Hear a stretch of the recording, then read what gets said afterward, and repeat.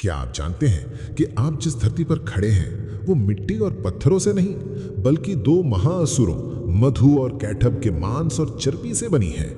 और क्यों भगवान विष्णु को इंसान के शरीर के साथ घोड़े का सिर लगाकर हयग्रीव अवतार लेना पड़ा? इस रहस्यमयी कथा में छुपा है सृष्टि की रचना का वो गुप्त सच जिसे बहुत कम लोग जानते हैं। सृष्टि की शुरुआत में चारों ओर केवल गहरा अथाह जल ही जल था, न आकाश की सीमा न धरती का कोई अस्तित्व। और उसी अनंत जल राशि के बीच ब्रह्मा जी वेदों के माध्यम से संसार की रचना करने वाले थे। तभी भगवान विष्णु के कर्णमल से जन्मे दो अत्यंत शक्तिशाली राक्षस मधु और कैटभ। ये दोनों असुर इतने प्रचंड थे कि उन्होंने ब्रह्मा जी से वेद छीन लिए और पाताल लोक की अंधेरी गहराइयों में छिपा दिए। वेदों के बिना सृष्टि रचना असंभव थी। तब भगवान विष्णु ने संकल्प लिया वेदों को वापस लाने का और उन राक्षसों का अंत करने का। इसी उद्देश्य से उन्होंने धारण किया हयग्रीव अवतार, एक ऐसा दिव्य रूप जिसमें मानव का शरीर था और घोड़े का तेजस्वी सिर। क्योंकि घोड़ा केवल शक्ति का प्रतीक नहीं बल्कि तीव्र बुद्धि, सजगता और अद्भुत सूंघने की क्षमता का भी प्रतीक है।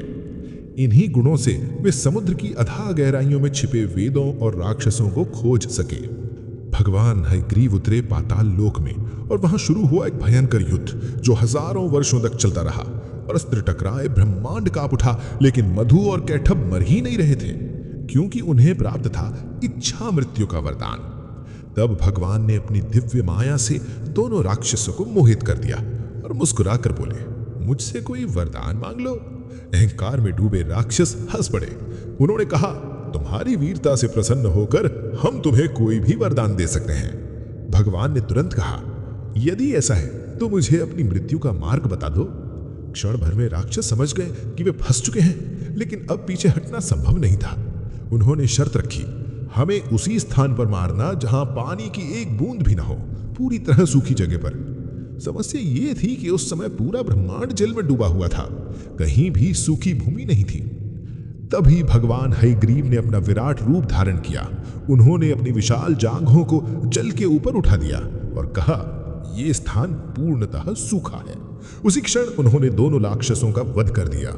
उनके शरीर से निकली चर्बी और मांस समय के साथ जमकर ठोस हो गए और उसी से बनी ये धरती। इसीलिए धरती को मेदिनी कहा जाता है। युद्ध के बाद भगवान हयग्रीव असम के मणिकूट पर्वत पर विश्राम करने लगे, जहां आज भी उनका पवित्र मंदिर भक्तों से भरा रहता है। जय भगवान हयग्रीव।